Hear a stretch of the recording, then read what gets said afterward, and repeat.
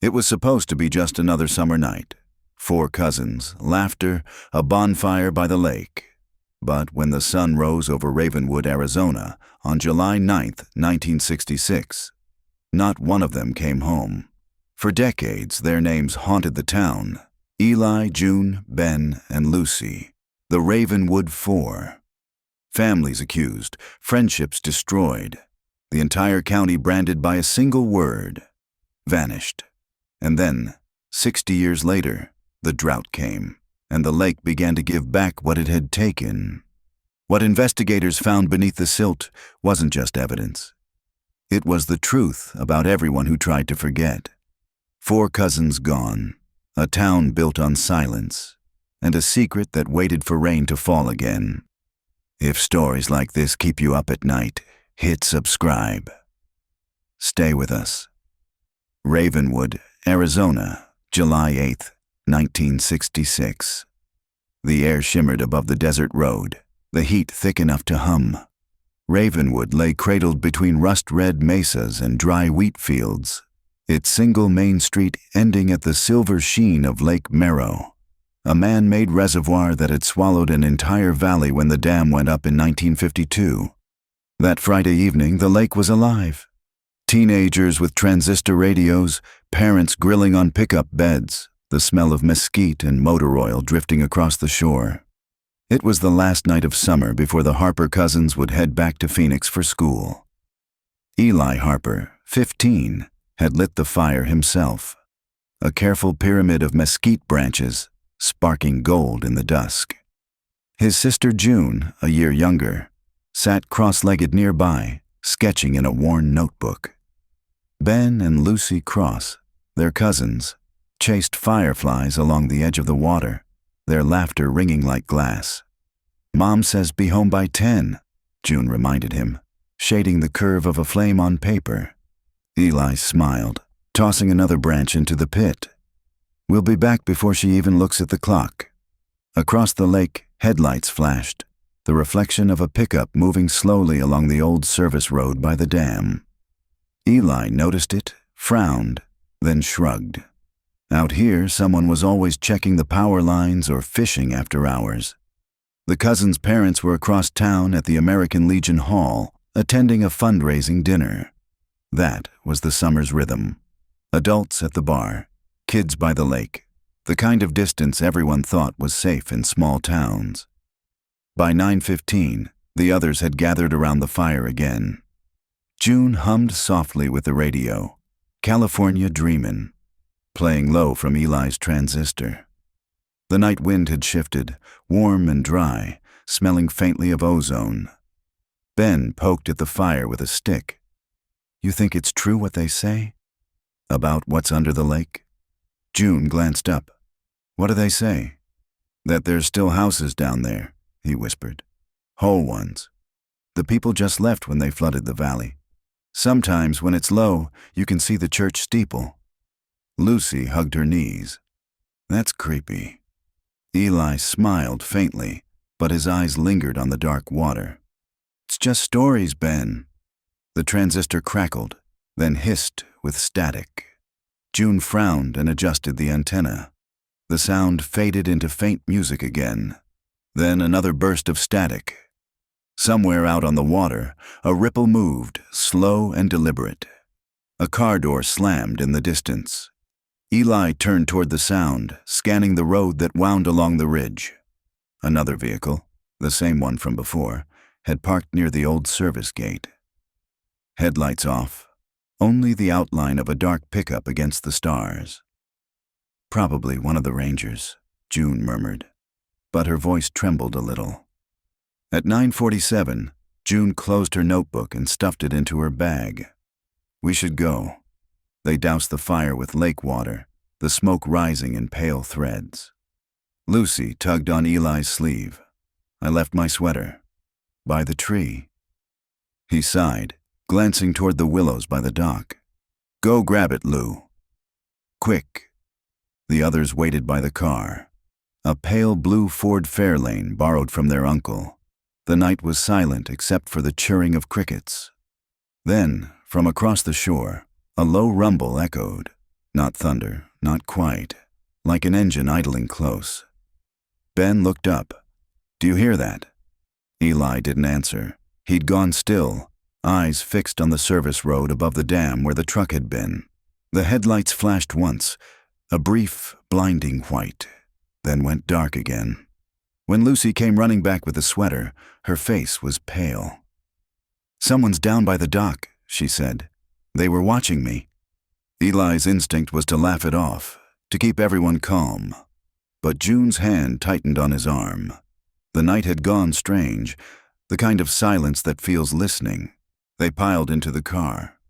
Eli started the engine, headlights slicing through dust. The lake glimmered behind them, black and still. At the far end of the shore, a second pair of lights flared to life, the truck pulling onto the same road, following at a distance. "Eli!" June's voice was barely audible. "Just another driver," he muttered, shifting gears. But the truck didn't fall away. Its light stayed fixed in the mirror, a pale glare that grew larger as they took the winding road toward town. By the time they reached the Merrow Bridge, wind had picked up, scattering dust across the asphalt. Eli pressed the gas. The truck's lights vanished, then appeared again, closer, brighter. "Eli!" Ben shouted. The truck surged forward, horn blaring once. The Ford jerked to the side, skidding on loose gravel. The engine roared, tires shrieked, gravel fanned out. Then the night took the sound. Far-off water moved. For a moment, silence. Then the echo of splintering wood. A splash, ripples spreading out into the dark. Far across the lake, lightning flashed. The wind swallowed the rest. By morning, the road was empty again. Only a single headlight lay half buried in the mud below the bridge. Glass cracked like an open eye. The cousins were never seen again. Ravenwood hadn't seen rain in 212 days. By mid-June 2024, Lake Merrow was no longer a lake at all. Just a cracked bowl of ochre clay stretching between the canyons, the old dam's shadow cutting across its dry floor like a scar. The local news called it a crisis of the century. Farmers called it what it was, the desert taking back what man had borrowed. Detective Mara Keene stood at the edge of the drained basin, the wind dragging grit across her boots. She'd driven 3 hours from Flagstaff after the county sheriff's office had phoned her at dawn. Possible cold case recovery, human remains, West Basin site. Now, as the sun bled over the ridge, she saw them. 2 figures in reflective vests kneeling beside a shallow trench, the metal skeleton of a corroded vehicle jutting from the clay. "Found it 2 days ago," said Deputy Chief Alan Reyes, joining her. His shirt was already damp with sweat. Survey crew was scanning for new pipeline routes, thought they hit scrap metal. Then they saw the plate Mara crouched beside the half-exposed car. The once blue paint had peeled to a ghostly gray. The tag, though rusted, was still legible. AZ4C-6129. 1966, Reyes said quietly. Registered to a Harper family. Mara's stomach tightened. The name meant something. It always had. Growing up in Arizona, she'd heard the story of the Ravenwood Four whispered like a campfire tale. 4 cousins gone missing after a summer bonfire. No wreck, no suspects, no closure. Some said they ran away. Some said the lake swallowed them whole. They said the water was too deep to search back then, Reyes continued, brushing dust off the frame. Guess it wasn't deep enough. Mara studied the car's position. Nose angled down, doors closed, glass gone. No sign of impact, just stillness. A staging, not a crash. Her mind began to file observations like photographs. "Where are the remains?" she asked. Reyes pointed toward a tarp a few yards away. "Partial juvenile fragments, likely 2. DNA pending." Mara exhaled slowly. The heat pressed against her like a weight. The lake was telling the story back, out of order. That evening, the local diner buzzed with speculation. Ravenwood's population hadn't grown much since the 60s. Barely 2,000 souls, most with last names etched into the town's foundation. Everyone was related to someone who'd lost something here. The television over the counter played the regional news. Skeletal remains discovered in Ravenwood may be linked to 1966 disappearance of 4 local children. At a corner booth, Mara flipped through the old case file Reyes had dug out of storage. Yellowed photos, handwritten notes, grainy newspaper clippings. The original investigators had labeled it unresolved abduction. One report described the scene the morning after the cousins vanished. Tire marks by the bridge, a broken headlight, no footprints. Mara traced her finger over the black and white image of 4 smiling faces. Eli Harper, 15. June Harper, 14. Ben Cross, 12. Lucy Cross, 9. She paused on June's photo. There was something arresting about the girl's gaze. Bright, steady, as if she already knew what was coming. Reyes slid into the booth across from her. Autopsy report came in, he said. 2 sets of remains confirmed. Age matches Ben and Lucy. And the others? Mara asked. He shook his head. Nothing yet, but we're expanding the dig at dawn. The lake bed runs wide. Mara closed the folder. Who filed the original report? Sheriff Douglas Harper, Reyes said. Eli and June's father. She looked up. He investigated his own children's disappearance? Small town. He didn't have a choice. Transferred out the next year. Retired in the 80s. Died in 1992. Mara leaned back, the vinyl creaking beneath her. Who replaced him? Reyes hesitated. His deputy, Raymond Heller. And before you ask, he burned half the files when the courthouse flooded in 73, so the record's a graveyard too, Mara murmured. Reyes nodded grimly. Welcome to Ravenwood. The next morning, the excavation expanded across the western basin. Diggers moved in precise grids, scraping away layers of clay. Mara watched from the edge, camera in hand. Every artifact pulled from the dirt told a story. A child's shoe sole, a melted flashlight, the warped frame of a notebook. She thought of June's sketchbook mentioned in one of the early reports. Never found. She imagined those pencil lines, erased by water and time, waiting beneath her feet. At noon, a technician waved her over. Detective, you need to see this. Beneath a crust of hardened silt lay a license plate, identical to the first. The same number, same car. Mara frowned. You're sure? Yes, ma'am. Found 20 feet from the other site, Reyes joined them, squinting in the sunlight. That doesn't make sense. Unless the car was moved, Mara said quietly. Staged. The technician brushed more dirt away, revealing a second layer beneath the clay, darker, wetter. Inside it, the faint curve of a tire track. A truck's tread, wider than the Ford's. Mara's voice went low. Someone buried it twice. That evening, she drove north through the empty streets of Ravenwood. The old houses leaned under the weight of memory, paint sun-bleached, windows filmed with dust. The town had the stillness of a place that had stopped believing in noise. She parked outside a faded farmhouse on Hilltop Road. The mailbox read, Harper. According to county records, Douglas Harper's widow still lived there. A porch light flickered on as Mara approached. A woman of 89 opened the door, her silver hair pinned neatly back. Eleanor Harper. I know why you're here, she said softly before Mara could speak. The lake. Mara nodded. We found something. Eleanor's eyes flicked toward the horizon. It always gives back when it's ready. My husband used to say that inside, the house smelled of cedar and old paper.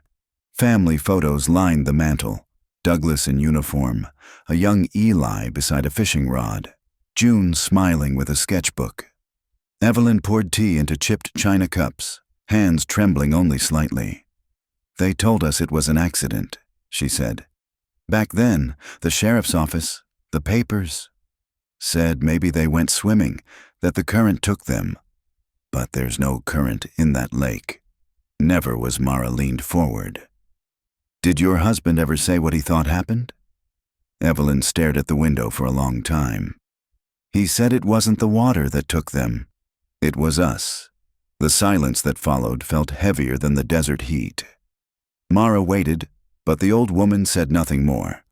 Outside, the sun dipped below the mesas, the light turning copper and then blood red. The drought wind picked up, carrying the smell of dust and memory. The desert, Mara thought, doesn't bury the past. It preserves it. By the third morning, the wind had changed. Thin clouds rolled in from the west, dimming the hard light that had burned across Lake Merrow's basin for months. To the locals, it was a small mercy, a hint of rain that would probably never come. To Detective Mara Keene, it felt like the air itself was holding its breath. At the dig site, a half-dozen tents had risen across the clay floor, the hum of generators mixed with the rhythmic scrape of trowels and brushes. Technicians in dust-stained coveralls sifted through buckets of earth, cataloging each fragment of bone and metal. Mara crouched beside the Ford's skeletal remains. Overnight, the forensics team had cleared the entire chassis. The roof was torn, glass long vanished. In the back seat, traces of fabric had been bagged, faded threads patterned with small stars. A junior tech approached, holding out a clear evidence sleeve. Found this under the rear bench, ma'am.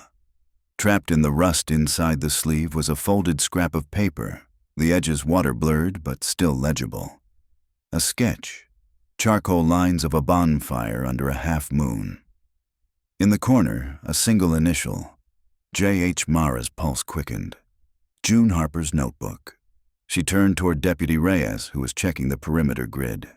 You said the lake was filled in the early 50s? He nodded. Dam finished 52. Old Merrow Valley's under there somewhere. Whole town relocated. Why? Because this sketch shows the bridge, Mara said. The one that didn't exist before the flood. She drew it that night. Reyes squinted. So it was done right before they vanished. Or during, Mara murmured. At noon, they unearthed something else. A fragment of a license tag from a different vehicle. The sequence didn't match the Ford's. This one bore the prefix CT, used for county utility trucks in the 1960s. Road department, maybe, Reyes guessed. Those trucks serviced the dam. Mara's eyes narrowed. You think someone moved the car with county equipment? Would have taken clearance, he said. Not just anyone could get near that site. She looked out across the basin, toward the dam's looming concrete wall. The structure stood like a monument to secrets, pitted, sun-scoured, humming faintly with trapped water. The Harper family had lived barely 2 miles from it.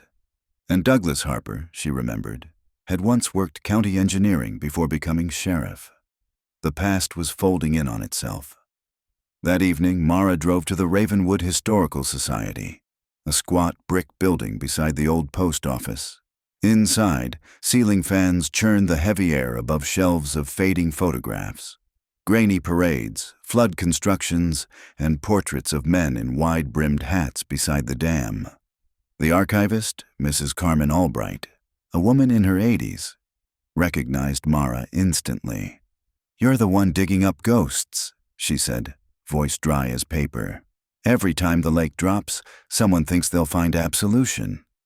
Mara smiled faintly. I'm just looking for facts. Mrs. Albright shuffled toward a file cabinet, pulling open a drawer labeled Merrow Valley Evacuation 1951. These are relocation records. My father kept them. Everyone who lived where the lake sits now. Mara scanned the yellowed pages until a name caught her eye. Harper Douglas. Address, Southridge Farm. Relocated 1952. Occupation, engineering aide, County Public Works. Your sheriff was there when they built the dam, Mrs. Albright said. He helped flood his own land. Mara looked up. Was there any opposition? A small, humorless laugh.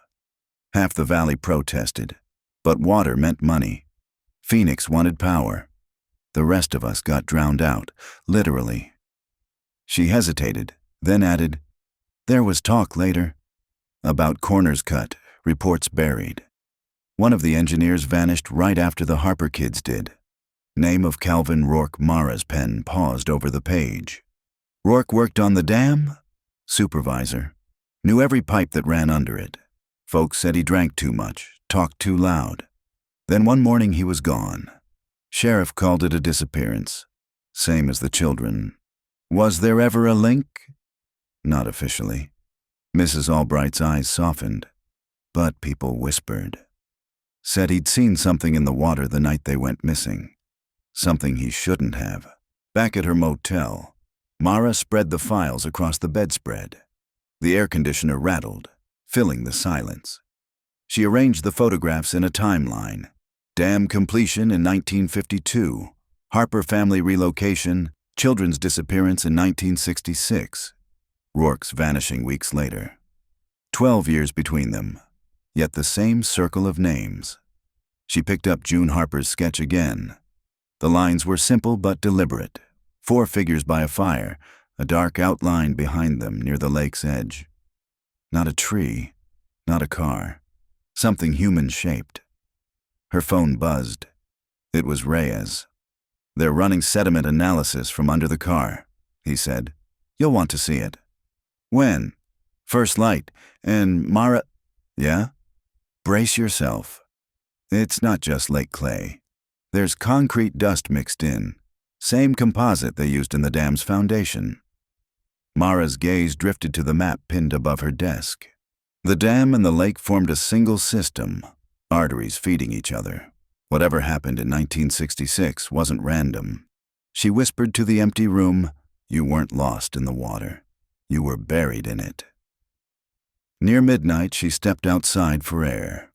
The motel's neon sign flickered against the vast, starless dark. In the distance, the dam lights glowed faintly, reflected in the shallow pools left in the basin. A sound carried on the wind, a faint mechanical hum, like an engine idling across the valley. Mara turned, scanning the road. Nothing moved but heat ghosts. Still, the feeling didn't leave her. The sense that someone was awake on the far side of the water, watching the same darkness. The desert was quiet, but it was never empty. By dawn, the horizon burned silver. The basin looked almost lunar, pale dust, skeletal machines, and the long shadow of the dam slicing through the morning haze. Detective Mara Keene arrived as the crews began their shifts, the low thrum of generators echoing through the emptiness. Deputy Reyes met her by the staging tent, a cup of coffee in hand. "Sediment reports back," he said, handing her a folder. "You were right, mixture of lake silt and composite dust. Originates near the southern dam sluice. That area was restricted in '66. Restricted to who?" Mara asked. "County engineers, power maintenance, a few contractors. Guess who's on the list?" She already knew. "Calvin Rourke." Reyes nodded. "Supervisor from 54 to 66, lived alone near Ridge Road. File says he vanished the week after the Harper kids." Mara scanned the report.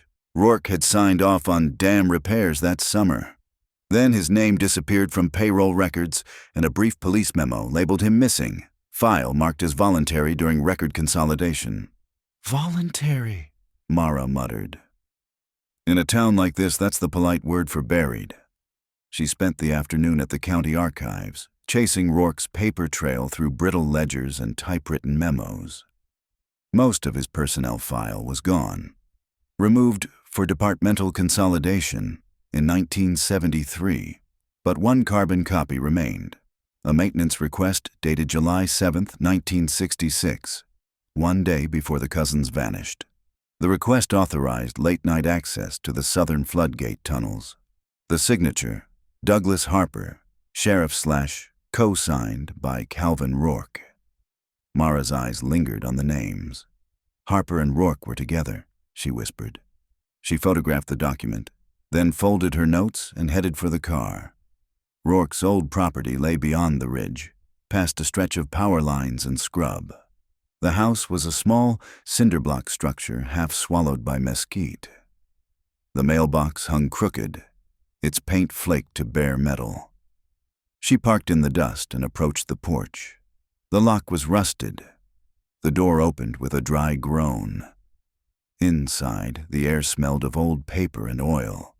A table cluttered with yellowed maps, engineering drawings, and faded photographs filled the room. Each blueprint bore the same stamp: Merrow Dam Infrastructure, 1951. Mara flipped through the stack. On one sheet, red pencil marks traced a path from the south sluice directly beneath Lake Merrow's western basin, where the ford had been found. She knelt to inspect a low cabinet. Inside, a box of personal papers, bills, letters, and a torn page from a notebook. Written in cramped, nervous script: "If they come asking, say nothing. The ground won't hold." Harper knows Mara felt a chill slide up her arms. She took photos of everything, then noticed a second door at the back, padlocked, chain rusted through. She pried it open. A narrow stair led down into a concrete cellar. The light from above spilled only halfway. She flicked on her flashlight. Water stains streaked the walls. Tools hung from nails, wrenches, wire, and a heavy crowbar. On the far wall, faint chalk lines marked measurements and a single name written large: June. Mara stepped closer. The handwriting wasn't technical. It was desperate. The chalk had been smeared by fingers, dragged downward. "Jesus," she whispered. "What were you trying to tell us?" Outside, the sun was sinking. She called Reyes, voice tight. "Rourke's place is a time capsule. Blueprints, notes." He was afraid of something. I think he tried to warn Harper. Warn him about what? I don't know yet. But he knew the dam wasn't stable. The ground wasn't clean. His words Reyes exhaled over the line. If the dam was faulty, that would have been buried faster than a body. Maybe it was, Mara said quietly. That night, Mara stopped by the diner again. The same patrons, same dull neon hum. Old photographs of the town's founding lined the wall, one in particular showing a group of men breaking ground for the dam, shovels in hand, grinning under the desert sun. She moved closer. There, beside a younger Douglas Harper, stood Calvin Rourke, broad-shouldered, intense eyes beneath a hard hat. Between them, a third man half-turned toward the camera. Mark Collier, then a junior councilman, later mayor. Reyes joined her. "You digging up ghosts again?" "Just faces," she said. "Collier still around?" He nodded. "Lives up near Mesa. Retired, but still owns half the land out here. You thinking what I'm thinking?" "That the Harper kids weren't an accident," she replied. "And that the dam wasn't the only thing built on bad ground." 2 days later, she met Mark Collier at his ranch. The man was in his late 80s now, confined to a wheelchair but sharp-eyed. His house looked out across the empty desert, the drained basin visible in the distance like a scar. "You're not the first one to come asking," he said, after she introduced herself. "Every decade or so, someone digs up a rumor." But the truth never changes. Mara set the photograph on the table. The groundbreaking ceremony. "You were there when the dam was built." So was Douglas Harper. So was Calvin Rourke Collier's eyes flicked toward it, then away. We were all there. Different men, different motives. What was Rourke's? He chuckled dryly. Rourke believed the ground wasn't stable. Said the soil wasn't compacted right. That seepage would cause collapses over time. He wrote letters. Got ignored. Then he started saying the project would flood the old cemeteries. That stirred folks up, and Harper. Douglas was caught between duty and guilt. He'd signed the relocation orders. When those kids vanished, he blamed himself. Spent years chasing phantoms. Mara leaned in. "Did you help him bury it?" Collier's gaze hardened. "Detective, some truths rot if you dig them up." She stood, gathering her notes. "Then it's about time they saw daylight." As she turned to leave, Collier's voice followed her, quiet, weary. "If you keep digging, you'll find what he found. And it'll ruin you too." Driving back toward town, the wind rose again, carrying the scent of distant rain. Mara slowed near the basin overlook. From there, she could see the excavation lights glowing like stars across the dry lake bed. The hum of machinery rose, steady and patient, like the desert breathing. She remembered the chalked name in Rourke's cellar. June. Somewhere down there, beneath the silt and the lies, the rest of the Harper story was still waiting. And now, the ground itself seemed ready to speak. The rain arrived in whispers. By late afternoon, the first drops darkened the clay, pitting the surface like small wounds. For months, the sky had refused to give anything back. Now, it felt like penance. Too little, too late. Detective Mara Keene stood beneath a tarp near the excavation site, watching the drizzle trace pale streaks down the basin walls. Workers were packing up, securing equipment before the rain turned the ground to paste. But a cluster of engineers remained near the dam's southern end, gathered around a rectangular opening newly revealed by erosion. Reyes jogged toward her, mud splattering up his jeans. "You need to see this." The opening wasn't part of any official design map. It was low, half hidden by sediment and collapsed rock, a maintenance tunnel sealed decades ago. A rusted metal plate above it read S13/South Access. "This showed up after the storm runoff," Reyes said. "We thought it was drainage at first, but it goes deeper. Concrete walls, reinforced. Looks like an old access route." Mara crouched, shining her flashlight into the dark. The beam caught the glint of wet rebar, the slick sheen of pooled water. The air that came out was cold, metallic, stale. "Was this listed in Rourke's blueprints?" she asked. Reyes flipped through his tablet. "Not the public copies, but the map you found in his house. Look here." He zoomed in on the faded red markings. "Same grid coordinate, south sluice line, only the drawing labels its service corridor, decommissioned."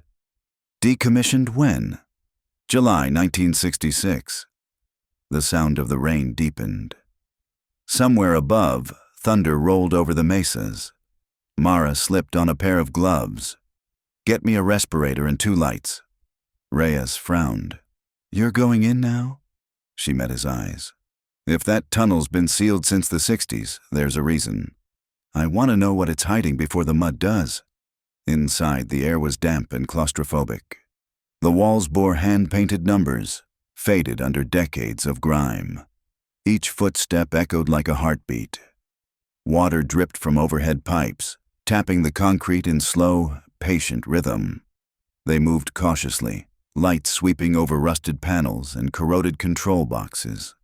The tunnel curved gently downward, then split into 2 smaller passages.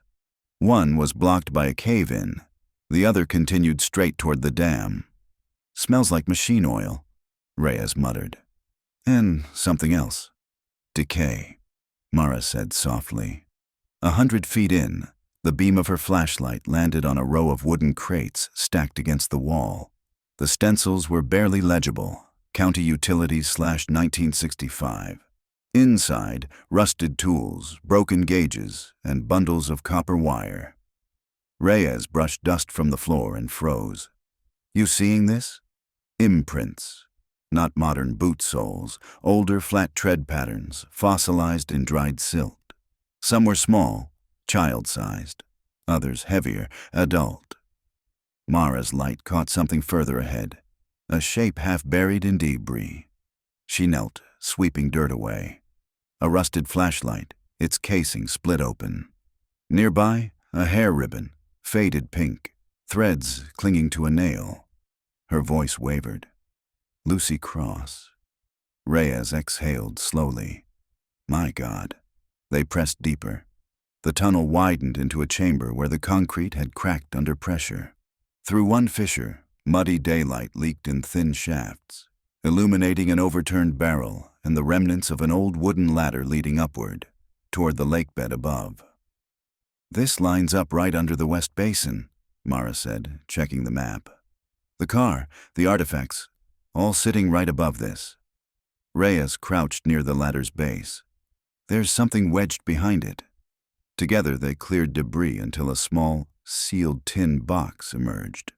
Mara wiped the surface, pried it open carefully. Inside, protected by layers of wax paper, lay a set of photographs, black and white, curled with moisture. 4 children by a campfire. The same scene June Harper had drawn. In the background, 2 shadowed adults stood near the pickup truck. One she recognized instantly from the archive photo. Calvin Rourke. The other's face is mostly glare, but the shape of the hat, the outline of the shoulders, familiar. "Reyes," she whispered. "Likely Douglas Harper." He stared. "He was there that night?" Mara nodded slowly. He hadn't been chasing a lead. He'd been closing a circle. They emerged hours later, mud-smeared and silent. The rain had stopped, leaving the air raw and heavy with petrichor. At the edge of the basin, Mara set the photos on the hood of the SUV, letting them dry in the weak light. The images trembled faintly in the wind. "Could he have covered it up?" Reyes asked. "His own kids?" "He filed every report," she said. "Controlled every piece of evidence. If Rourke found something, proof of negligence, maybe even deaths linked to the dam, Harper could have panicked. Or been forced to choose." Mara's voice dropped. "Between his family and his job." The thought hung there, impossible and yet too human to dismiss. That night, back in her motel, Mara replayed the sequence again and again. The car staged in the basin, the collapsed tunnel beneath, the shared signatures on the maintenance request. It wasn't random. It was choreography, a desperate attempt to hide what should never have happened. She picked up her phone and called the lab. "I need Rourke's handwriting analyzed against Douglas Harper's. There's a note in his house that might not be his." The tech on the line hesitated. "What are you expecting to find?" "A confession," Mara said, "or a warning." Near midnight, thunder rumbled again, closer this time. Mara couldn't sleep. She left the light on and sat by the window, watching the horizon pulse with distant lightning. Across the basin, the dam glowed faintly under the floodlights, a pale wall against black sky. It looked immutable, a monument to control. But she'd seen the cracks inside, the seams that leaked history like blood. She opened her notebook, scribbling her thoughts before exhaustion could blunt them. Harper and Rourke. Maintenance request, July 7th. Children disappear July 8th. Rourke vanishes July 15th. South access sealed same month. Blueprints altered. Why? She paused, then wrote one more line beneath it. Maybe he didn't seal it to hide guilt. Maybe he sealed it to keep something from coming out. Lightning flashed again, throwing her reflection across the glass, pale, tired, eyes hollowed by sleepless nights. For a heartbeat, she thought she saw another face behind hers in the window. A girl's, hair damp, eyes too calm. Then, it was gone. Mara closed the notebook slowly. The desert was remembering. The rain had ended by dawn, but the world still felt wet. Mara Keene drove through low fog that clung to the asphalt, the hum of her engine the only sound for miles. The desert smelled different now, cooler, metallic, as if the storm had rinsed decades of dust from its skin. She headed toward the dam, its massive silhouette rising from the mist like something prehistoric. At the security gate, a night guard waved her through, too tired to question her credentials. The maintenance office stood half buried at the dam's base, a squat concrete box that hummed with the deep vibration of the turbines below. Inside, old air reeked faintly of oil and mildew. A clerk led her down a narrow corridor to a steel door marked Archive 2, Restricted Maintenance Logs. "Never been digitized," the clerk said, unlocking it. Most of this stuff predates OSHA. Whole rooms of paper no one's read in half a century. That's exactly why I'm here, Mara said quietly. Inside, the walls were lined with metal shelves, sagging under the weight of binders and water-stained ledgers. The fluorescent lights flickered overhead. She pulled on gloves and began searching the section marked 1966, Infrastructure Incidents. Most entries were routine. Pressure inspections, turbine checks, personnel shifts. Then, near the back of a dusty cabinet, she found it. Log number 477, South Floodgate Inspection, July 8, 1966. Her pulse quickened. The entry was written in 2 different hands. 0600 hours. Access tunnel stable. No reported leaks. 0817 hours. Sheriff Harper arrived with Engineer Rourke. Purpose unspecified. 10:23 hours. Reported private maintenance operation. No further details. 14:45 hours. South access sealed. Temporary weld.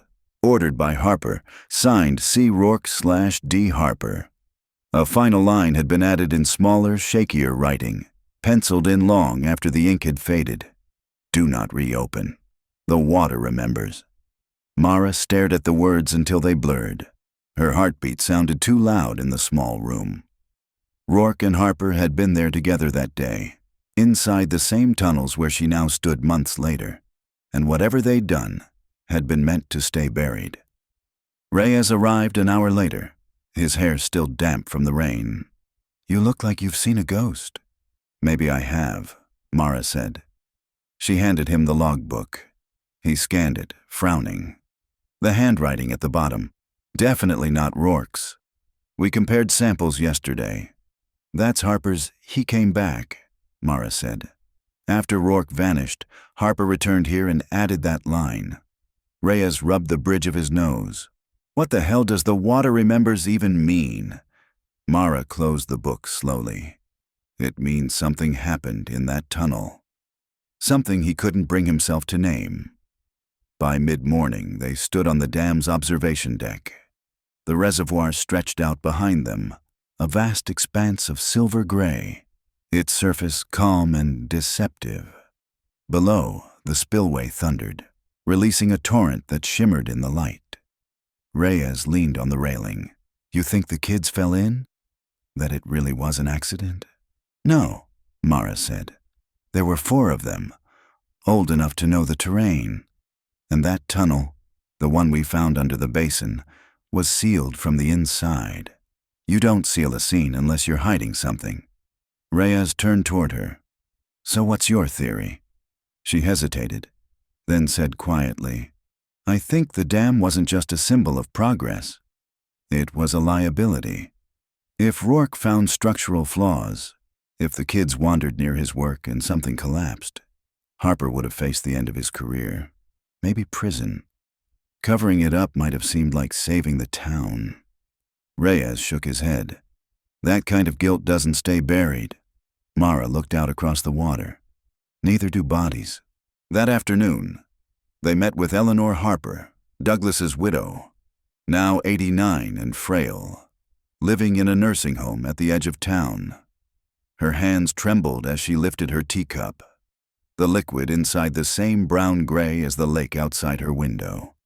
"I always knew it would come back," she said, after Mara explained why she was there. "You can't build a town on silence. It cracks like bad plaster." "Your husband was involved in the dam's construction," Mara said gently, "and in the investigation that followed." Eleanor nodded. "Douglas was a proud man, too proud. When the children disappeared, it broke him. But there was something else. A night he came home shaking. Said the lake was not clean. Said it swallowed things that weren't meant to drown." "Did he ever mention Calvin Rourke?" Her eyes flickered with recognition. "The engineer." "Yes. He came to our house the week before he disappeared. I remember because he smelled of diesel and fear. They argued in the kitchen. Rourke said, 'You can't hide water, Douglas. It finds its level.' And Douglas told him to leave." "Did your husband ever talk about the tunnel?" A pause, long and fragile. Only once. He said it was like standing inside a confession. She looked up at Mara, her voice lowering. Whatever you're looking for down there, it's not justice. It's contagion. Once you touch it, it stays with you. Mara's throat tightened. Did he tell you what he did? Eleanor smiled faintly. He told me what he didn't do. That's worse. That evening, back at her motel, Mara reviewed the interview tape. Eleanor's voice cracked on that final line, the air between each word heavy with something that felt like truth and denial intertwined. She replayed it again. Then again. He told me what he didn't do. Not, he didn't kill them. Not, he didn't lie, just what he didn't do. She stood, pacing. On the table lay the photographs from the tunnel. One showed the children near a fire, but in the reflection of the truck's window, barely visible under magnification, was another light. A flashlight beam pointed upward, toward something on the ridge. Reyes's voice echoed in her mind. The tunnel ran beneath the western basin. Mara grabbed her keys. Night fell as she reached the ridge road. The sky had cleared, the stars returned, sharp and bright. From here, the basin below looked like a sleeping creature, silent, immense, its surface glinting with residual rainwater. She stopped near a cluster of rocks where the ground dipped slightly. There, half hidden by scrub, she found what she was looking for, a circular concrete lid, cracked and sunken into the earth. A secondary floodgate. Her flashlight beam traced the faint lettering etched into the rim. Service intake 9B, restricted. She crouched, brushing dirt from the seam.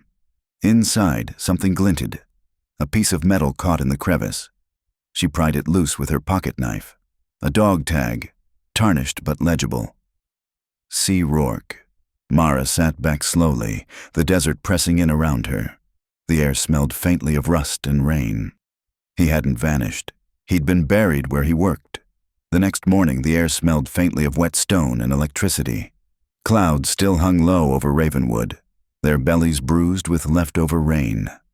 Detective Mara Keene stood at the edge of the ridge where she'd found the dog tag, the sun crawling weakly over the horizon. She hadn't slept. The metal was still cold in her hand, the name C. Rourke catching the first pale light. Behind her, Deputy Reyes clambered up from the slope, breath visible in the cool air. I had the lab run serial verification, dog tags authentic, issued to Calvin Rourke in 42, so unless someone planted it, he's down there. Mara nodded. And if he's there, this isn't just a missing persons case anymore. Reyes looked at the cracked concrete lid. We'll need excavation clearance. Corps of Engineers, state jurisdiction. By the time that paperwork clears, Mara interrupted. Another storm will cover it again. He sighed. You're thinking of opening it. I'm thinking the ground already did. They brought in a small crew, 2 techs, a generator, and a portable winch. By noon, the sun burned through the haze, glinting off the wet metal rim. The air turned dry again, the heat carrying the scent of rust. When they finally pried the floodgate loose, a sigh of trapped air escaped, heavy and stale. Mara switched on her headlamp and leaned over the edge. Below was black water, maybe 20 feet down, glimmering like oil. Drain levels low, Reyes said. Old bypass line must still connect to the lower tunnels. Mara clipped on a harness. Lower me halfway. Reyes hesitated. You really want to do this now? If Rourke's here, she said. He's been waiting almost 60 years. The winch whined as she descended. The concrete shaft was slick, walls etched with mineral streaks. Halfway down, her light hit something. Corroded metal, curved, bolted into the wall. An inspection platform. She stepped onto it, boots scraping rust. The smell of stagnant water thickened. When she crouched and swept her light across the surface, the beam caught a shape beneath the thin film of water. A rib of metal. The edge of a helmet.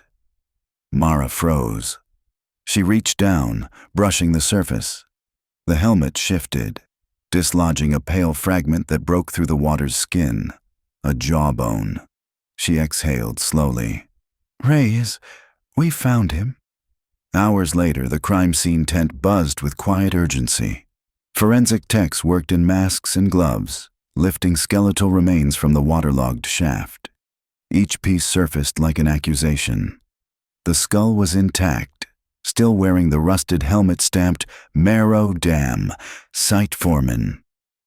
"Calvin Rourke," Mara said, watching as they laid the bones out on plastic sheeting. "Missing since July 1966. Reyes crouched beside her. No gun, no ID, but the tag matches. Cause of death? The coroner shook her head. Too early to tell. But look at the clavicle. Fracture, blunt force. Could be impact from a fall or... She hesitated. Could be assault. Mara stared at the skull. A faint indentation marred the temple. "He didn't fall," she said. "He was hit." That evening, Mara and Reyes sat in the motel parking lot, the air humming with cicadas. Between them lay the bagged dog tag and a photocopy of the maintenance log. The sky was turning violet, the horizon glowing with tired light. Reyes took a slow sip of coffee. "So Harper and Rourke go into that tunnel together.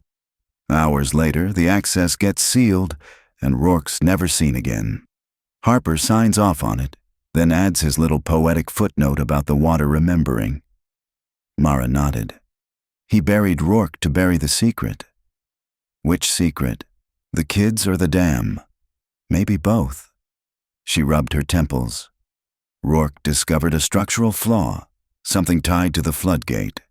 Maybe he wanted to report it. Maybe he threatened to. Harper stopped him. Then, when the children vanished, it gave him cover to shut the entire system down." Reyes looked out at the dark highway. "That's a hell of a theory." "It's not a theory," Mara said quietly. "It's guilt in handwriting." At dawn, she returned to the Harper property. The house had long since collapsed.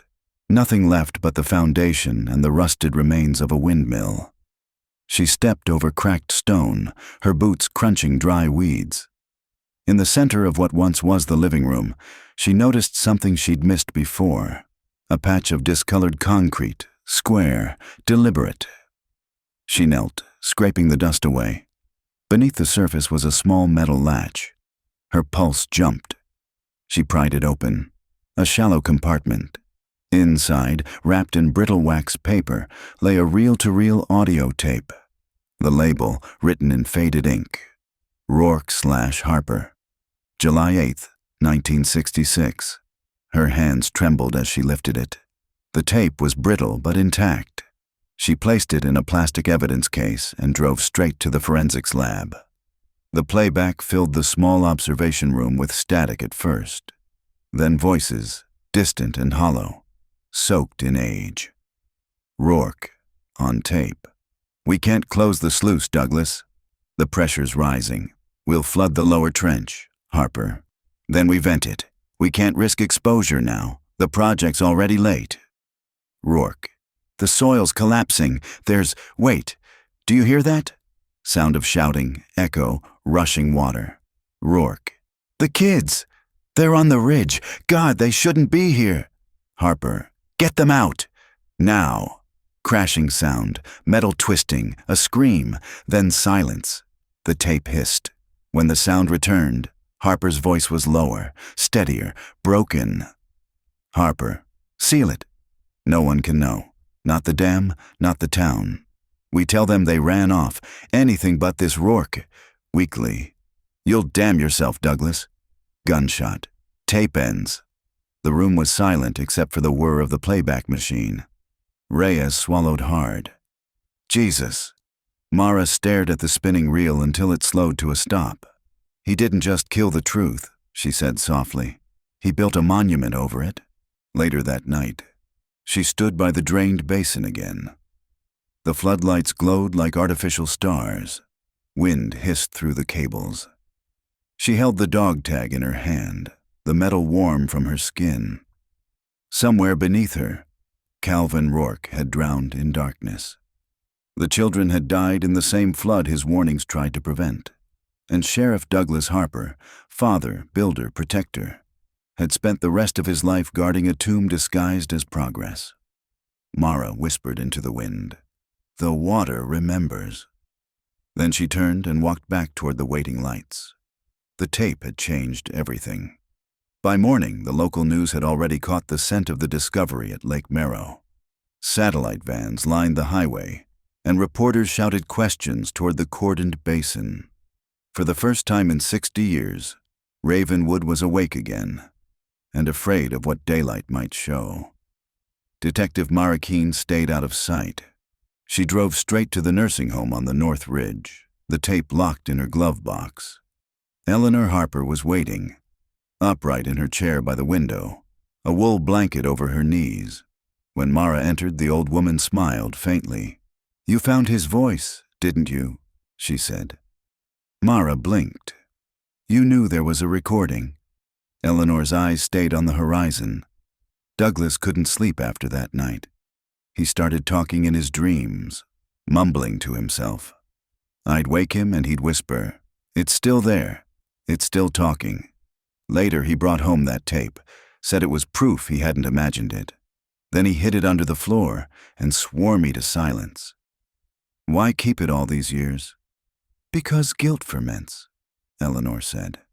"It doesn't vanish. It just waits for air." Mara sat across from her. "You knew what happened." "I knew pieces," the widow said softly. "He told me the children went down to the lake to watch the fireworks. Rourke was working late on the south sluice. Something collapsed. They fell through the drainage shaft. He said the current took them into the tunnels, but that wasn't the part that haunted him." She looked at Mara then, her eyes pale as frost. It was the moment after. He heard them calling. He could have opened the gate, but the dam would have burst. The town would have drowned. So he closed it. He chose Ravenwood over his own blood. Mara felt the room tilt slightly. He could have saved them. Eleanor nodded. But he saved everyone else instead. And what do you call that, detective? Murder or mercy? Outside, thunder muttered along the mesas. Mara stood by her car, breathing through the weight in her chest. He heard them calling. The words wouldn't leave her. She drove toward the basin, headlights slicing through dust. The excavation site was silent now. The crews pulled back until new orders came. Only the dam lights glowed, pale against the night. She parked near the perimeter fence and walked down the slope. The air was cool, still heavy with the smell of rain. The ground squelched underfoot. Beneath her boots, the earth gave faint, wet creaks, like something turning in its sleep. Halfway down, she stopped. A low vibration ran through the soles of her feet, steady and rhythmic. The turbines? No, they were shut for maintenance. She crouched, pressing her palm to the mud. It was warm. Reyes found her the next morning sitting on the tailgate of her SUV, hair damp with dew. "You didn't go home." "I wanted to listen," she said. "To what?" She hesitated. "The ground." He frowned, but didn't press. "Lab confirmed the voice on the tape. Harper and Rourke, no question. The state's sending a legal team. They'll open an inquest." Mara nodded absently. Her eyes were fixed on the dam. If he sealed the floodgate that night, part of the chamber's still intact. There could be remains of the children down there. Reyes stiffened. "You think their bodies are inside the dam itself? Maybe entombed in the concrete, maybe behind it." She met his gaze. He said the water remembers. Maybe he meant it literally. By noon, they were standing on the maintenance catwalk halfway up the dam's face. Wind whipped through the narrow passage. Below them, the drained basin stretched like a scar. Reyes secured a harness around her waist. "You fall. There's no hero at it," he muttered. Mara smiled faintly. "Don't let go, then." They descended through an access hatch into the inner shell, a narrow corridor lined with damp concrete. The walls pulsed faintly with vibration, the living heartbeat of trapped water. Their flashlights cut through mist. Halfway down, they reached a sealed panel. Faded paint read, "Service Gate A-1966. Someone had welded it shut. Reyes tapped the metal. "That's solid. We'd need a torch. Or a reason," Mara said, running her fingers along the seam. A faint draft whispered through a pinhole crack. Cool air, smelling of algae and rust. She felt the hair rise on her arms. Reyes shifted uneasily. "You feel that?" "The pressure," she said, "like the dam's breathing." That night, she returned alone to the basin. The floodlights had been dismantled, leaving only the moon and the distant hum of turbines. The air was cooler now, brushed with the scent of wet clay. She walked to the cracked center of the lake bed, where the ford had been unearthed. The trench was filled in again, smooth and pale like healed skin. Mara crouched, touching the dirt. It pulsed faintly beneath her hand, warm despite the night. She whispered, "It's done." The wind answered softly, curling around her like breath, or like a voice. She couldn't tell. Back in town, the diner was nearly empty. A single patron sat at the counter, a young man she didn't recognize, dark jacket, eyes down. When she ordered coffee, he turned slightly, studying her. "You're the detective," he said. "The one who found them." Mara nodded. "That's right. My grandfather worked the dam, said the walls used to sweat." He smiled thinly. "He said sometimes you could hear knocking from inside." Mara froze. "What kind of knocking?" The man shrugged. "Said it sounded like children tapping to get out. Probably just pipes, you know. Old stories." He left a few bills on the counter and walked out into the night. The doorbell jingled once, then silence. Mara sat still, pulse slow. The coffee had gone cold. 2 days later, the state team began extraction work on the sealed floodgate chamber. Reporters were kept back behind barricades. Mara stood on site as the drills screamed into the concrete. The noise reverberated through her bones, vibrating like a living pulse. When the wall finally gave way, a cloud of white dust burst outward. Inside was darkness and then water, thin and clear, trickling through a small breach. The air carried a faint metallic scent. A forensics diver descended first. His radio crackled. "Chamber's small. God!" "There's something here." Mara stepped closer to the edge, listening. 4 forms, the diver said. Interlocked arms. Like they were holding each other, Reyes exhaled beside her. "It's them." The chamber light flickered on. In the murky water she saw outlines, skeletal, peaceful, almost statuesque. The current swayed through them like slow breath. "Tag the site," Mara said, voice steady. "No cameras, no noise." The diver hesitated. "You sure?" "The press." She cut him off. "They've been buried long enough." That evening, Ravenwood held a candlelight vigil by the dried lake. People who had avoided each other for decades stood shoulder to shoulder, flames trembling in the desert wind. Mara stayed back, near the slope, the light flickering over her face. An elderly man approached her, thin, stooped, his hand shaking. "Detective Keene?" She turned. "Yes." "I'm Jonas Miller," he said. "I worked the night shift at the dam back then. I heard them. The kids." Through the vents her breath caught.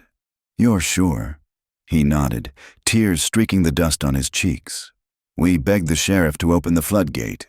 He told us the system was compromised, that it would break. Said we had to make a choice. I still hear them sometimes, when it rains." The candles wavered as a gust swept through, carrying the faint smell of ozone. Mara looked toward the dam. For a second, she thought she saw movement along the catwalk, a figure in a uniform, watching the vigil from above. Then the light shifted, and the shape was gone. She whispered, "You can rest now." When the crowd dispersed, she remained by the waterline. the last flame dying in her hand. The moon hung low, reflected in the shallow pools that dotted the basin.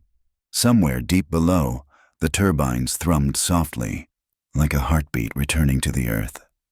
She closed her eyes. For the first time since reopening the case, the desert was quiet. Not empty, never that. Just listening. 3 weeks after the inquest, Ravenwood was quiet again. Too quiet. The cameras had left, the barricades were gone, and the basin had begun to fill with runoff from late summer storms. Each day, a thin sheet of water crept farther up the clay, reclaiming what had been taken. Detective Mara Keene signed her final report at the county office. Case number 66-147, resolved. The paper felt heavier than it should have. When she stepped outside, the air smelled of rain and copper. The town seemed to breathe differently now, as if relieved and uneasy all at once. Children rode bikes past the courthouse. An old man swept dust from his porch. Life resumed, but the silence underneath it was new, an inherited quiet. That night, thunder murmured over the mesas. Mara sat on the balcony of her motel, notebook open, letting the storm wind scatter pages of unfinished thoughts. The desert flickered with heat lightning. She tried not to think of the chamber, of the 4 small figures entwined like roots in concrete. Then her phone buzzed. Reyes. "You might want to come down here," he said. "The dam's acting strange." "What kind of strange?" "The wicket gates cycled on a surge. Meters moved with breakers down." By the time she reached Lake Merrow, the sky was split with lightning. Rain hammered the concrete face of the dam, running in black rivulets. Engineers clustered under the floodlights, shouting over the wind. "Everything's off," one yelled. "Power grid's disconnected, but the sluice meters are moving, pressure building in closed lines." Mara hurried to the control room. The panels glowed faintly, though the breakers were down, gauges twitching like nervous needles. Through the thick glass, she saw the reservoir, surface rippling in concentric circles, though the rain fell unevenly. Reyes pointed. "It's like the water's breathing." A low moan rolled through the structure, a sound not mechanical but alive, rising and falling with impossible rhythm. Somewhere deep within the dam, metal groaned, a long, slow exhale. Mara whispered, "The water remembers." The engineers scrambled, shutting valves, cutting auxiliary power. The vibration eased, leaving behind a silence so sudden it rang in her ears. Later, when the storm passed, Mara and Reyes walked along the upper walkway. The air smelled of ozone and wet concrete. "You think it's coincidence?" he asked. "No," she said. "I think the system's doing exactly what it was built to, release pressure when it can't contain it." "You're talking about hydraulics. I'm talking about guilt." Reyes managed a tired laugh. "You've been out here too long." "Maybe," she admitted. "But tell me you didn't feel it, like the place was finally exhaling." He didn't answer. 2 days later, the first report came in. A rancher on the East Ridge who swore he'd heard children singing near the drainage culverts. Then a gas station attendant claimed the lake talked during the rain, murmuring names. By the end of the week, half the town was whispering about the water's voice. Mara ignored the gossip until Reyes called again. "You should see this yourself."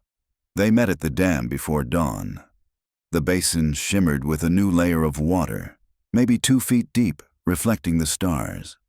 As the wind shifted, she heard it, a faint, rhythmic tapping from beneath the surface, like knuckles on glass. Reyes frowned. "Pipes expanding." Mara shook her head. "That's Morse code." She crouched, listening. Short, short, short. Long. Then silence. Then again. She pulled out her phone, typing the sequence. The translation blinked on screen. June. Her throat closed. She looked at Reyes, who stared back, color draining from his face. That evening, Mara drove to the Harper house. The front porch sagged, wind chimes twisting in the dark. She entered quietly, flashlight sweeping over dust-cloaked furniture. The smell of cedar and age clung to everything. In the living room, a single photograph had fallen from the mantel. The four cousins by the lake, frozen in mid-laughter. She set it upright again, then noticed a thin trail of dampness creeping along the floorboards. The water had come in somehow, tracing lines across the wood. It led to the kitchen and to the sink, where the faucet was dry but dripping anyway. Not water. Sound. A hollow, rhythmic beat echoing through the pipes. Mara leaned close. A whisper, almost inaudible. "Thank you." Her breath caught. Then it stopped. The house was still. At dawn, she met Reyes by the ridge. The new lake mirrored the pale sky, smooth and glassy. "They're gone," she said. "Whatever was left, it's quiet now." Reyes studied her face. "You going to file that in the report?" "Some things don't go in reports." He nodded. "What'll you do?" "Leave it be." She looked toward the water. Let it finish the story itself. They stood there until sunlight spilled over the dam.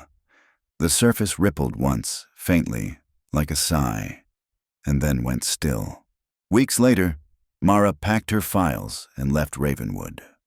On the long drive north, she watched the desert recede in the rearview mirror. The mesas, the pale shimmer of the reservoir, the water that never really stopped moving. Somewhere behind her, beneath the concrete and the clay, the past finally rested, or pretended to. As she crossed the state line, rain began again. Light, cleansing. The sound on the windshield was almost musical, like four small hands keeping time.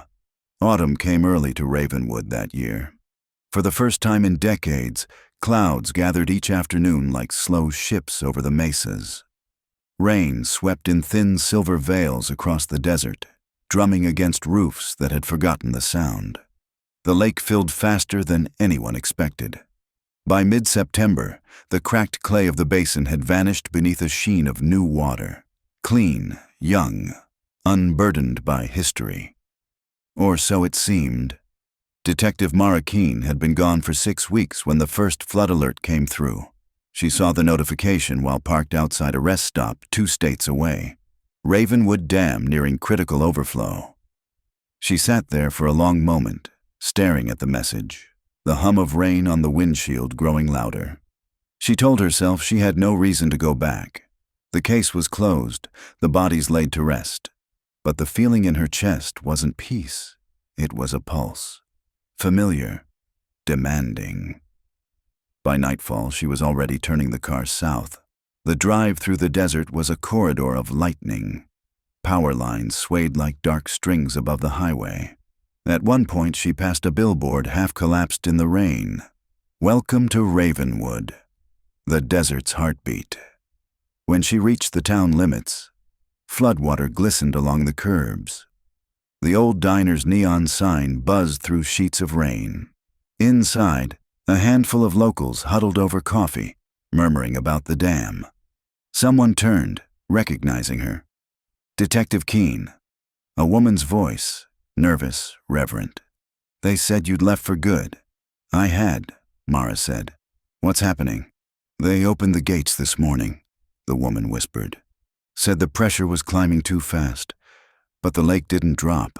It just—" Mara stared out at the rain streaking the windows. Somewhere in the distance, thunder rolled, deep and hollow, like a slow breath drawn beneath stone. At the dam, floodlights blazed through the storm. The concrete face trembled faintly under the assault of water.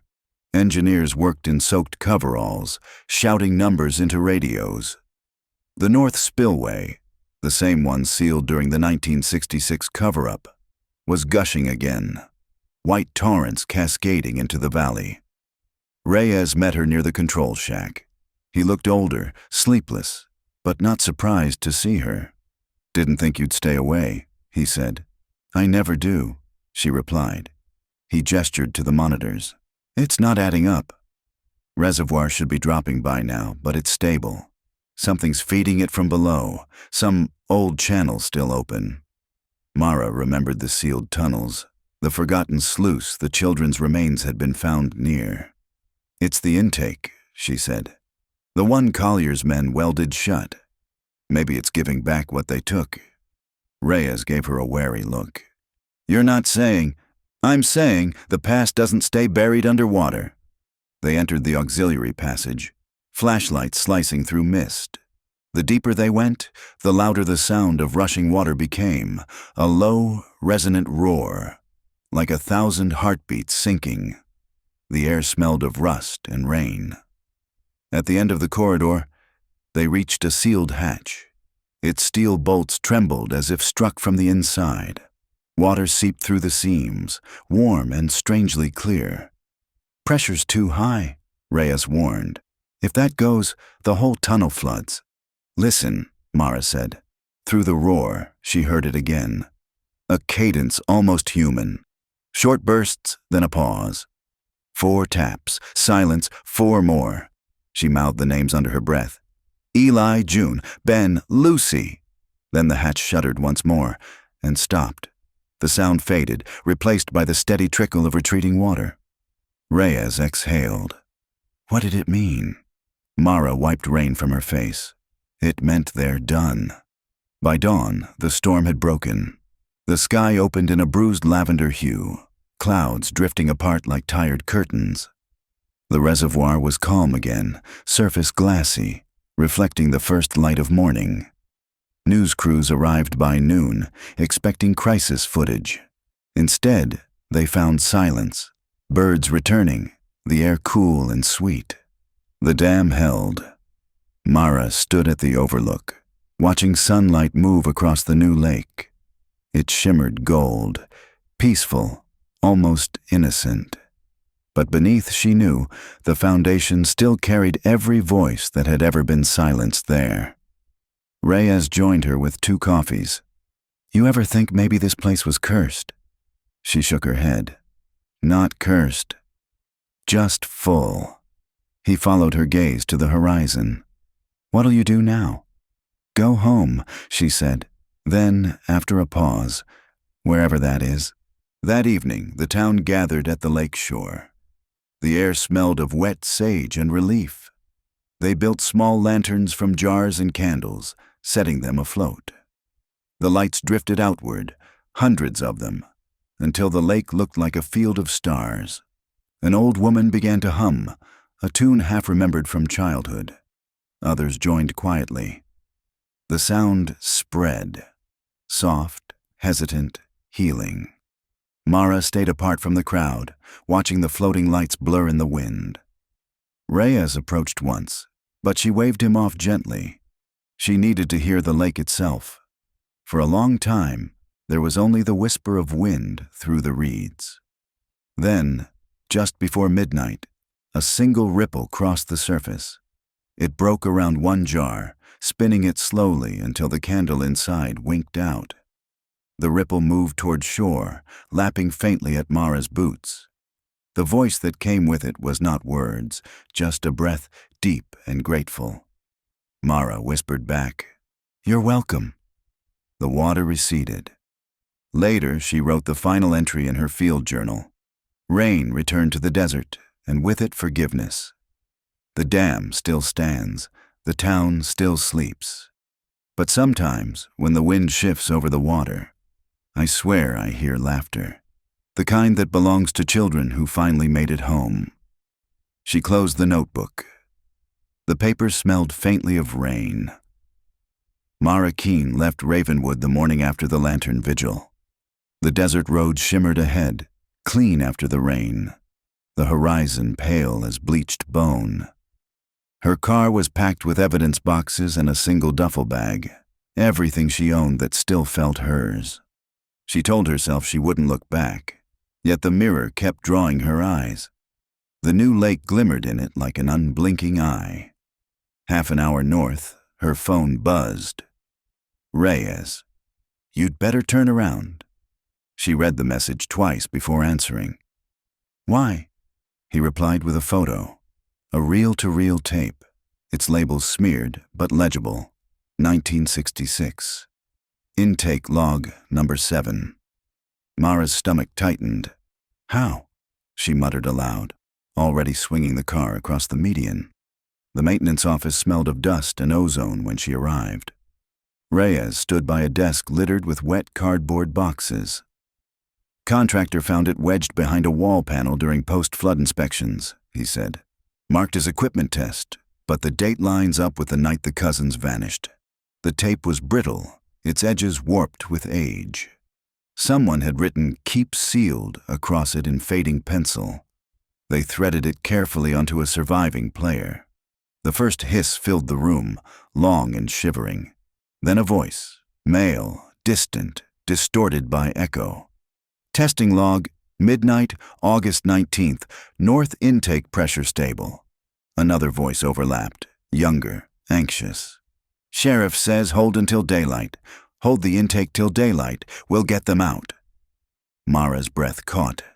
The words repeated. Safe down there. The reel crackled. A woman's voice entered, faint but clear, pleading.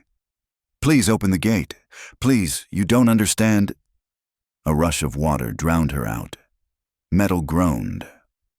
Someone shouted. Then silence, except for the low rhythmic pulse of machinery, like a slow heartbeat recorded from inside the dam itself. Reyes leaned against the desk, pale. That's Eleanor Harper. The cadence matches the 1970 interview. Mara rewound the segment, listening again. The final seconds ended with a new sound, a single knock, then another, deliberate. After that, nothing but the hum of current. She whispered, they were alive when the gate closed. Outside, rain had started again, soft and clean. Mara stood under the awning, letting drops hit her hands. The tape had confirmed what no report could bear to say.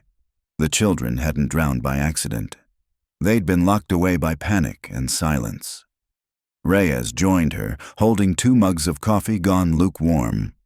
You'll file it, he asked. I'll archive it, she said, but not file it. The town's finally breathing again. Another headline won't bring anyone peace. He nodded slowly.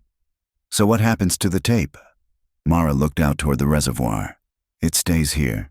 Let the water keep its own confession. That evening she returned alone to the overlook. The rain had eased into mist. Twilight painted the lake violet. From here the dam looked whole again. No scars, no evidence of the fractures that had once hidden truth. Yet beneath the glassy surface, she knew the tunnels still ran, filled with old air and older echoes. She set the tape on the stone ledge. The wind tugged at the ribbon through its cracked spool, unspooling a few inches of dark film that fluttered like a flag. Whatever you were, she murmured to the unseen voices, you can stop whispering. She let the reel slip from her hand. It rolled down the slope, splashed once, and sank without a ripple. For a moment, nothing happened. Then a faint tremor rippled through the surface. One breath, no more. The lake stilled. The next morning she packed the last of her notes into the trunk. The motel clerk handed her an envelope. Guy dropped this off for you before dawn, he said. Said you'd know what it means. Inside was a photograph, grainy, printed from an old negative. It showed the dam under construction, workers lined along scaffolding, faces lost in glare. In the corner stood 2 figures apart from the rest, Douglas Harper and Mark Collier's father. Both men looked straight at the camera. On the back, someone had written in pencil, "Concrete remembers everything it touches." Mara folded the photo carefully and slipped it into her jacket pocket. She drove north through the desert, the sky widening ahead. For hours she saw nothing but rain-dark mesas and brief flashes of sunlight through torn clouds. The radio stayed silent. She didn't need words now. Near dusk, she pulled off at a ridge overlooking the floodplain. From here, the reservoir was just a shimmer, half hidden by mist. She could still hear, faintly, the dam's low mechanical heartbeat, the constant movement of water through steel veins. She thought about the children's laughter echoing through those same chambers decades ago, about the sheriff's fear, the town's silence, her own need to dig until it hurt. Maybe the real curse of Ravenwood wasn't tragedy but memory, how it clung like damp air, refusing to dry. The sun slipped behind the clouds, throwing the land into soft amber. Rain began again, light, endless. Mara closed her eyes and let it wash her face. When she opened them, the sky had cleared, leaving a single arc of color stretching over the valley. The lake below reflected it perfectly, a band of light held between earth and water, forgiveness suspended. She smiled once, small and tired, then started the engine. The tires hissed through puddles as she drove away, leaving only the hum of wind and distant water. In the control room, long after she was gone, a technician working night shift swore he heard children laughing through the speaker that monitored the pressure tunnels.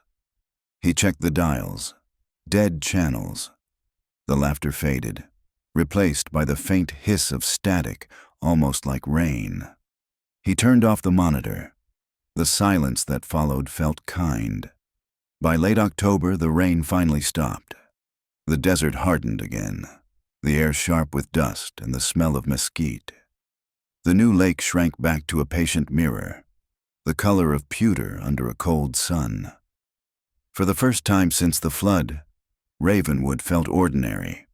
Shops reopened, school bells rang, and people spoke of other things, harvests, repairs, the coming winter. But beneath the talk ran a quiet tremor, as if the ground itself was still deciding what to forgive. Detective Mara Keene stayed one last week, finishing paperwork for the state. Her motel room looked emptied of life, bare table, packed suitcase, half-finished cup of coffee gone cold. She sat on the bed, rereading the final autopsy summary. No surprises, no new horrors, just confirmation. The children had died quickly. So had Calvin Rourke. Time had turned violence into sediment. She closed the file and exhaled. The case was history now. But history in Ravenwood was never the same as peace. At sunset, she drove to the overlook one final time. The sky burned orange behind the dam, the light catching on wet stone so that the whole structure seemed to glow from within. She parked at the ridge and walked down until her boots sank into the damp clay. The waterline marked where the basin had once opened its wounds. Now it was smooth again, soft ripples folding over one another. The reflection of the dam looked whole, unbroken, a lie too perfect to hate. Mara crouched, touching the edge of the lake. The water was cold this time, not warm as it had been after the storms. It felt clean, emptied. Still, when she pressed her palm flat, she imagined a pulse under the surface, faint but real, as though something deep was sleeping. Footsteps approached behind her. Reyes stopped a few feet away, a paper bag of sandwiches in one hand. "Didn't think you'd leave without saying goodbye," he said. "I'm still figuring out how to," she replied. He offered her one of the sandwiches. They ate in silence, listening to the steady whisper of the wind along the dam's face. "They're talking about turning this place into a memorial," Reyes said after a while. "Plaque, new park, maybe a viewing deck. Town wants closure." "Closure's just a polite word for forgetting," Mara said. "Maybe forgetting's how they survive." She glanced at him. "You believe that?" He looked out across the lake. "I believe the desert takes back what's owed." And maybe that's enough. As twilight deepened, the wind rose, carrying the smell of dust and water. A faint sound drifted from the dam, a low hum, not mechanical, more like a chorus buried in stone. Mara closed her eyes. The tone was familiar, steady, patient, a rhythm she'd come to know. Reyes tilted his head. "You hear it?" "Yeah," she said. "It's the turbines, or something like them." But the hum didn't fade. It grew warmer, deeper, then softened into silence again, leaving only the echo of their breathing. Mara smiled faintly. "It's saying, Goodbye. Later that night, she packed her car. Rain threatened again on the horizon, silver under distant lightning. The road north glimmered with heat ghosts even in the dark. She slid her badge into the glove box, not knowing if she'd ever wear it again.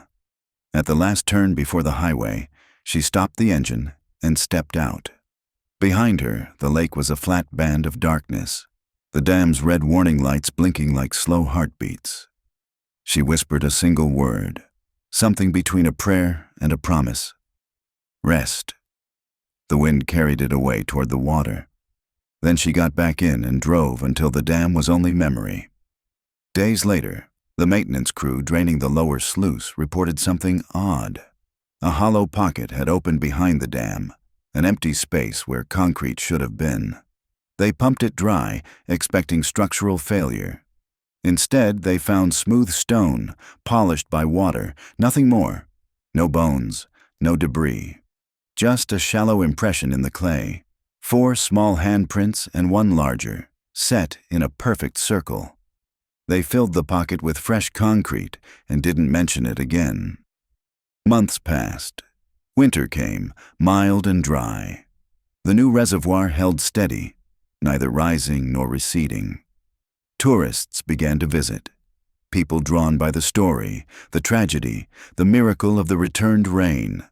They took photos from the overlook, not knowing that the ground beneath them was layered with ghosts. In spring, wildflowers bloomed along the shore, tiny white blossoms that locals swore hadn't grown there before. Children played among them, chasing reflections in the shallows. Sometimes they said they heard voices when the wind came off the water, not words, just laughter. Far away, in a small apartment overlooking another dry valley, Mara woke one night to the sound of rain against glass. For a moment she didn't know where she was. The smell of damp earth filled the room, sharp and real. She rose, walked to the window, and saw the street shining below, puddles spreading like new lakes. In their reflections, she imagined the faint shimmer of lantern light, hundreds of small flames drifting on unseen water.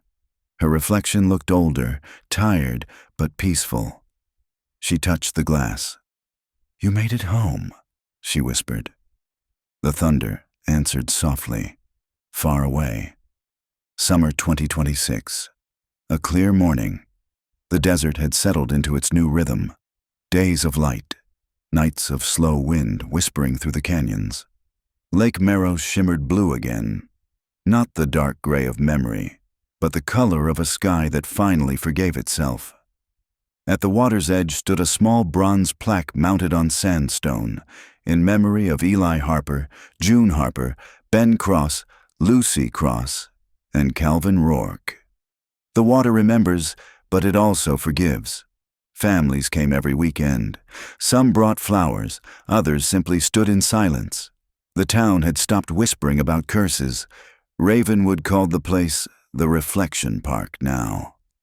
A group of school children arrived that morning, their teacher herding them toward the overlook.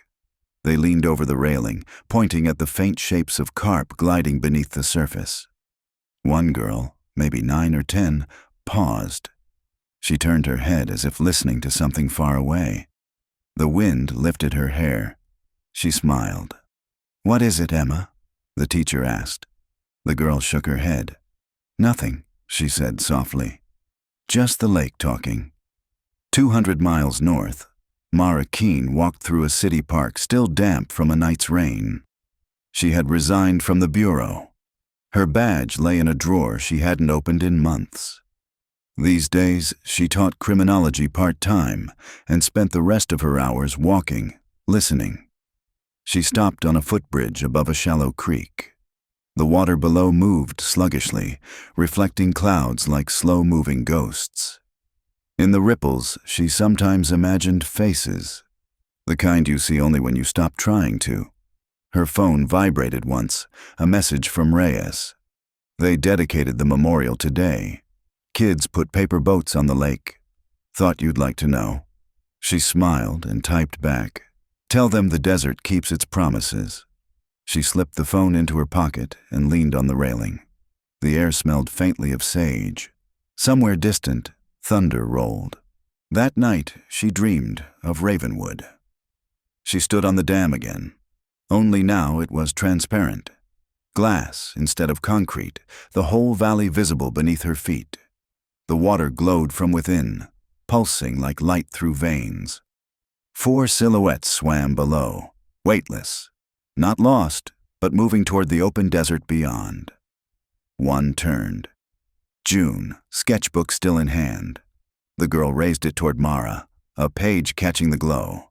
On it, a single word in looping pencil, free. Mara woke with rain tapping on the window. For once, the sound didn't pull her back into memory. It felt like music. Months later, she finally returned. Not as a detective, not for duty, just to see. The drive down into the valley was quiet, the road lined with yellow wildflowers. Ravenwood looked smaller now, the kind of town that could fit in a memory instead of swallowing one. At the park, she found the crowd gone, only the wind and the low murmur of water. The lake was calm, the surface unbroken except for sunlight trembling across it. She sat on the rocks where she had once knelt in mud and guilt. A fisherman nearby raised his hand in greeting. "Good morning." She nodded. "Any luck?" "Not yet," he said, "but they say the fish bite only when it rains." Mara smiled. "Then you'll be waiting a while." He laughed and cast his line again. She stayed until evening, watching the light shift from gold to violet. When she finally stood, she felt lighter, like the place had taken back everything she'd carried for it. Before leaving, she stepped to the edge of the water and tossed in a small metal badge. It spun once in the air, caught a flash of sunset, and vanished beneath the surface. The ripples spread wide, then stilled. For a heartbeat, she thought she heard laughter, faint but bright, drifting up through the water's skin. It wasn't haunting anymore. It was farewell. She whispered, "Sleep easy." Then she turned toward the darkening road. Long after she was gone, the wind moved across the lake, tracing circles where the badge had sunk. The motion stirred the silt below, revealing the faint outline of a sketchbook page pressed into clay. The drawing, 4 figures by a fire, faded as the current swept over it. The desert took it, as it took everything, and held it safe.